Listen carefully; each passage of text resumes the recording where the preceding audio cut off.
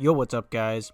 First off, I just want to say thank you for all the support on the channel recently. I've been trying to post every day, so I hope you guys are enjoying all the videos this week. If you guys want me to start posting daily, let me know below. But yeah, I'm just going to be honest. Today's video, it's going to piss some of you off. Me making it, I'm already upset and pissed off. It's always something crazy with this Bulls organization. But the first topic in today's video is about Jim Boylen and Daniel Gafford. You know, I made a video about this the other day, so if you just want to watch that, you know, it's a much shorter video.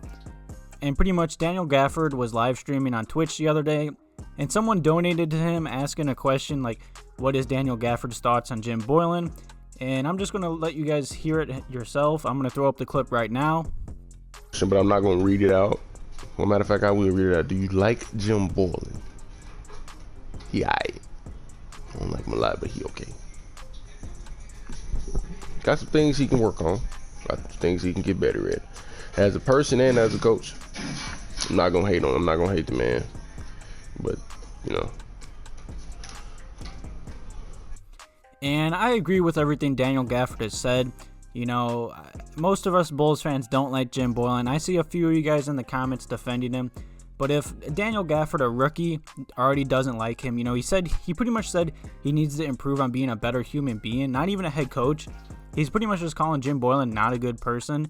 And I saw some tweets on Twitter saying that, like, Jim Boylen was really tough on Daniel Gafford and, like, literally bullied him because he was a rookie in this league. And another reason why Gafford probably didn't like him is because I remember during the season we were playing the Mavs, and Daniel Gafford, I think he rolled his ankle or something, you know, a pretty bad injury. If, you know, a rolled ankle kills, let's be honest. And he was just on the floor laying for like 30, 40 seconds.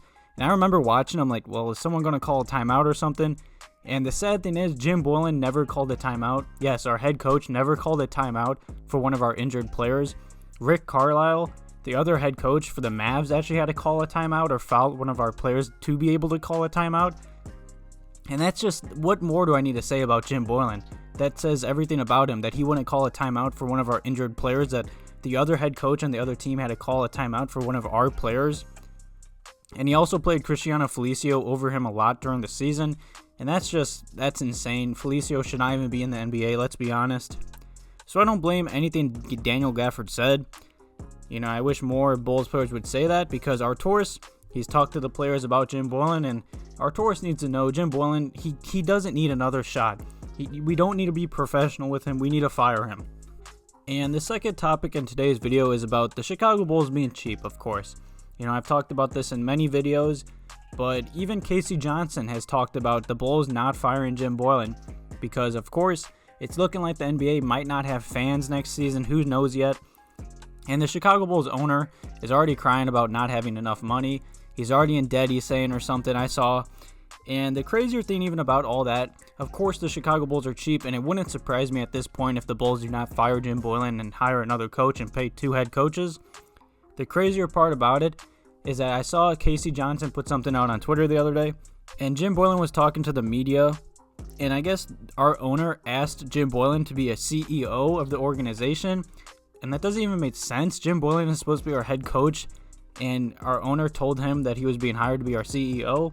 And that's like the highest ranked person in a company, you know, making moves and like making manager moves and decisions, like big decisions. And that's the main reason why our organization wants to give Jim Boylen a fair chance, quote unquote, because I guess Jim Boylen was hired to be the CEO, which doesn't make sense in my eyes. And Jim Boylen even said, you know, our owner, when we hired him, he never said coach once. Jim Boylen said that quote. I'll make sure to throw it up. And he pretty much told Jim Boylen, hire the right people, get them organized, set the course, maintain the course, correct the course. And that's what he asked me to do. I'm here to lead. And there's also been a lot of rumors about Jim Boylen having like control with like the roster, and he was like talking to player agents and stuff, which I don't know why a head coach would do that. I mean, if Jerry did really hire this man to be the CEO, like a head coach, and like control other things in the organization, like it just doesn't make sense in my head. It just sounds like the Bulls are hiring one man for like 2 different jobs. And of course, it just sounds like we were being cheap. And the sad thing is, there's been a lot of rumors, like I said, about the Bulls keeping Jim Boylen and us being too cheap to pay 2 head coaches. But it's gotten even so bad that NBC Sports Chicago's only Casey Johnson, he even wrote all about it. And he even thinks the Bulls are not going to fire Jim Boylen. Our ownership is pushing our tourists to keep him. John Paxton, our owners are pretty much begging to give him a fair chance. God knows why. The ownership likes Jim Boylen, of course, because let's be honest, Jim Boylen is the biggest kiss ass in the NBA. So who knows what's going on behind closed doors right now? Because if Jim Boylen was hired to be our CEO and then he was the head coach and he was dealing with player agents and stuff, not like 100% focused on coaching, that's their bullshit reason or excuse to give him another chance. If Arturis is supposed to have full control, he needs to stop listening to this. They need to stop begging to even keep Jim Boylen. Like, if you gave this man all the power, why are you begging to keep him? Like, obviously you're trying to change his mind on something. It's just crazy talk.